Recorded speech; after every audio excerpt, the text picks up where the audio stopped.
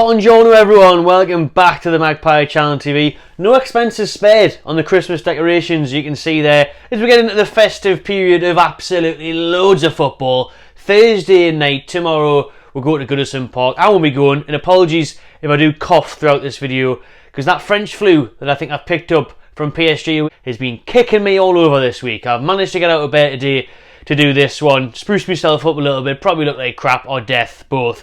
Crap death, but we're going to try and get through this video for you because there's a lot to talk about, and obviously the main part is to run through Eddie Howe's press conferences where he was asked on all of this week's hot topics, from the Sunderland draw, De Gea rumours, Louis Miley, St James's Park, loads of stuff going on. So we'll get straight into that, as well as obviously touch on my thoughts about our trip to Goodison Park tomorrow night. Before we do all that, please do subscribe if you haven't already. Let's dive in then. Eddie Howe on the Mackems. What did he make of that FA Cup third round draw at this stadium of you know the rest?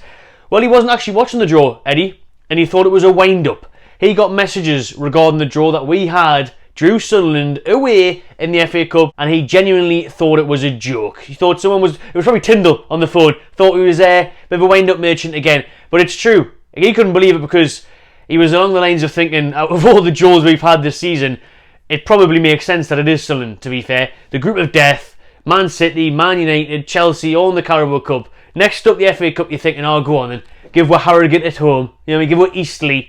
Nah, give us Sunderland. But it's all the difference, isn't it? It's them other games were because they were tough. Big teams. Hard games. And this one will still be hard in the sense that it's the derby and there's not much riding on it. But Eddie Howe meant because of how much of a big game it's going to be and the atmosphere and everything. Because he said it will be an electric atmosphere. He says they're used to it though. He was saying that, you know, they've played in big games this season. He's obviously touching towards your PSGs away and your Dortmunds away, where the atmosphere is hostile and can be difficult, makes the game like that. And look at the Mackems' ability. This is the third round of the FA Cup, but it will be the Mackems' FA Cup final. They will take it that seriously because it's all they've got. And to be fair, I'm taking it seriously. I'm buzzing for it. I can't wait for Derby Day. And so is Eddie Howe. He said he was hoping that he would get this game one day. A sneaky reporter asked him a cheeky one about, did you ever think you'd get this derby? And he said, well, is that a loaded question there? Because, you know, Sunderland are crap, so you're never going to play them again. But he said he was hoping that he would end up playing the Mackems in a derby. And he was saying the Geordie boys in the dressing room, obviously your Dan Burns, your Longstaffs, everyone else, has been letting him know how important this game is and how big it is. He also said that he wasn't aware of how bad our recent record against Sunderland was. He said it just wasn't good enough, and it's even more of an incentive to win this game considering how badly we did against them in recent times. The Mackems are always quick to say 6 in a row, all of that, even though they've been stuck out of the Premiership for way more than 6 in a row now. How many years has it been since they were out of the league? Do you know what I mean? So a long time. So you've got that, you've got the added space of it being in the cup, you've got it being away, the atmosphere, everything else.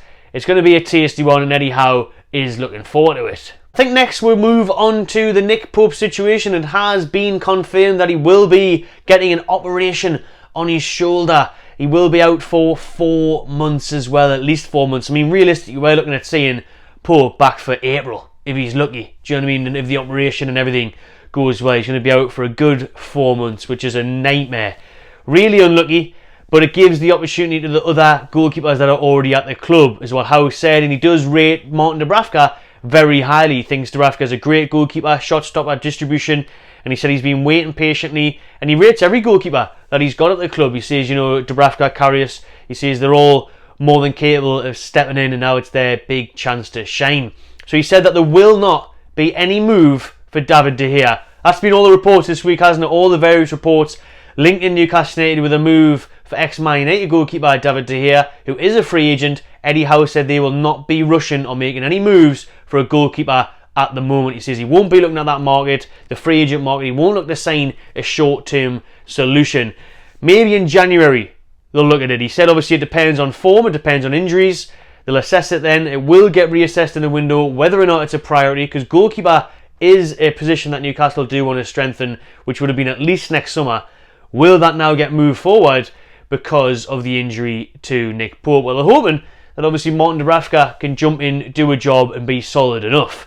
The only issue is then if Dubravka got injured, what it would be like if Karius had to come in and then it could spiral out of control and everything. But these are all ifs and buts, and that's why I guess it'll be assessed in January. Contrary to media reports, Eddie Howe has dismissed any notion that Newcastle will be making a move for David De Gea. Obviously, you wouldn't talk about your Ramos deals and your Mamadishvilis and all of that, who I talked about the other day, the Georgian keeper at Valencia.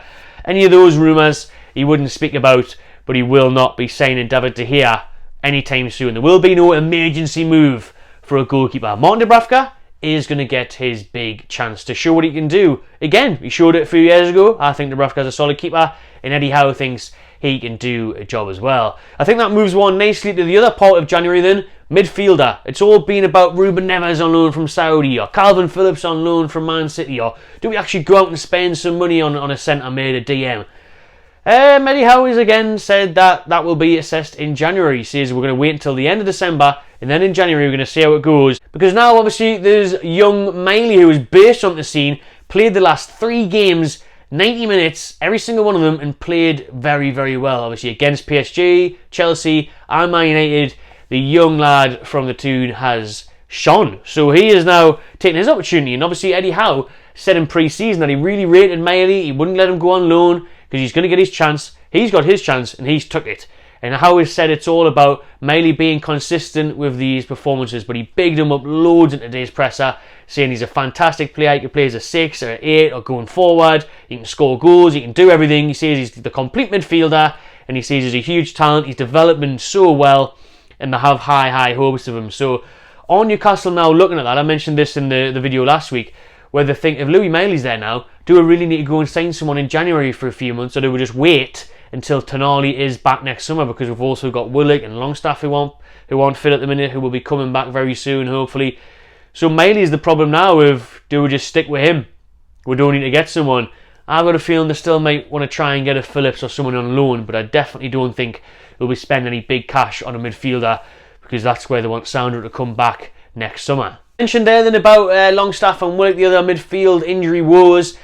It's been reported that, these players could be back as soon as next week or the week after. A few of them are meant to be on the cusp of it. Sven Botman posted on his Instagram story that it's the final few steps for him. So hopefully he's on the verge of returning to full team training and can get thrusted in, because Eddie Howe said we haven't got patience here. We haven't got time to let these players slowly ease back into a squad that's winning, because of the amount of games we've got. They're going to have to get thrown back into the deep end. So Sven Botman, Longstaff, Callum Wilson and Harvey Barnes are all edging closer to a return, with hopefully the next week or fortnight ready for them to make an impact, and by God do we need it. There was talk today in the presser of Barnes being like a new signing, because we signed him and he's already played, and he, just like Miley, had a very good pre-season when he finally came in. I remember at St James's in the Big Stella Cup he was very, very good, scored a goal, started bright in the Premier League as well before that freak injury against Sheffield United. And Eddie Howe mentioned this again today about these bizarre freak injuries, like the Nick Pope one looks just like a regular save, and then he's injured, he's out for months, and Barnes, he's just running, then he's out for months, and we've seen so many of them. But yeah, those players are on the horizon for Newcastle, so hopefully there is light at the end of the tunnel and we can get some of these players fit and in the team, or at least on the bench as an option to bring on with half an hour or so to go. Because I think Everton tomorrow night, we'll get into the preview in a second, will be okay just about again, but I think Sunday is a big ask. I think for these players, if you're going to be playing the same 11, which you technically are, you haven't really got a choice unless maybe a Lewis Hall comes in, maybe a Matt Ritchie, which I wouldn't be a big fan of.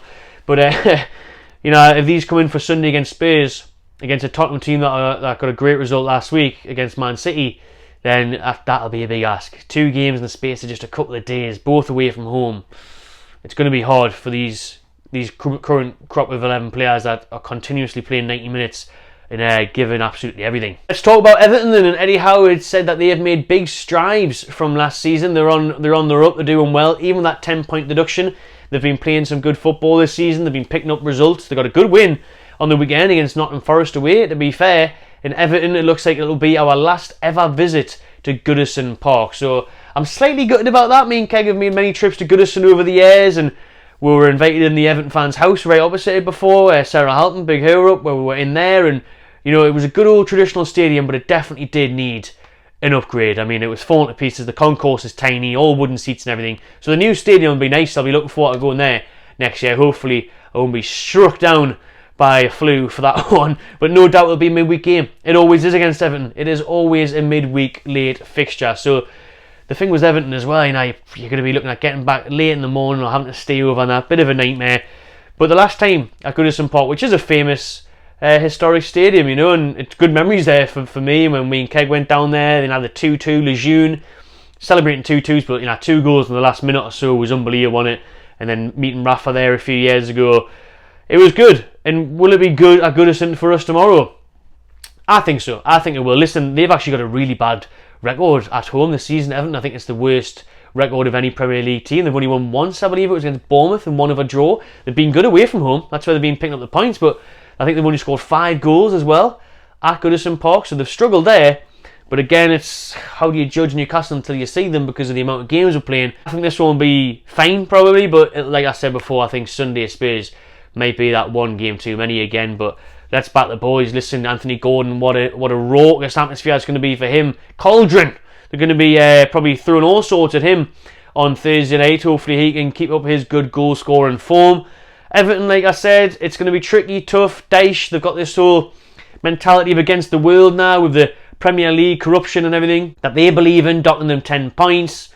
So they've got a fight on their hands. And listen, I think they've got some good players. Like Calvert-Lewin might be back tomorrow. On the wings, McNeil scored against Forest. And I think on the other wing, they've got Harrison, who Newcastle will link with, good player. I think the Corey and Onana and stuff in midfield, depending on how they get on, if Onana's fit and that. But they've got some good players. Pickford Dinosaur Arms, as always, is who we'll have to look at, isn't it? Because how he reacts to the Toon Army, how he gets so invested in it sometimes, it's hilarious. And that's the main thing about beating Everton for me. That's the most joy I get out of seeing Dinosaur Arms cry away back down the tunnel. So hopefully that's the case tomorrow. I'm going to go for a 2-0 Newcastle win. Make sure you drop your score predictions in the comments below. Final bit from Eddie Howe's press conference. Asked about St James's Park. Obviously the fan survey went out yesterday or the other day saying about would you be happy with a potential move Newcastle fans to a new stadium, or if this stadium got upgraded and all that. Howe was asked what's his thoughts on it, and he basically said in an ideal world we'd be able to redevelop St James's Park where it is so we'll get more fans in, because he doesn't want to move away from that city centre location. He called it the heartbeat of the city, and he doesn't want to move away from the iconic St James's Park. Those are his words, and he says it's a great place to play football.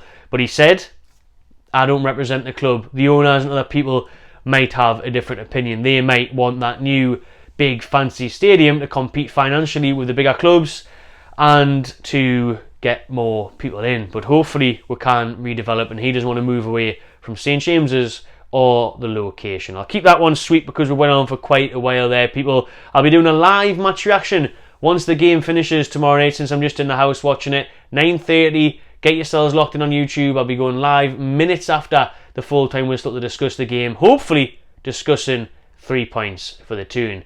Cheers for watching, everyone. Drop a like on this one if you enjoyed it. Subscribe to my Channel TV and enjoy yourself.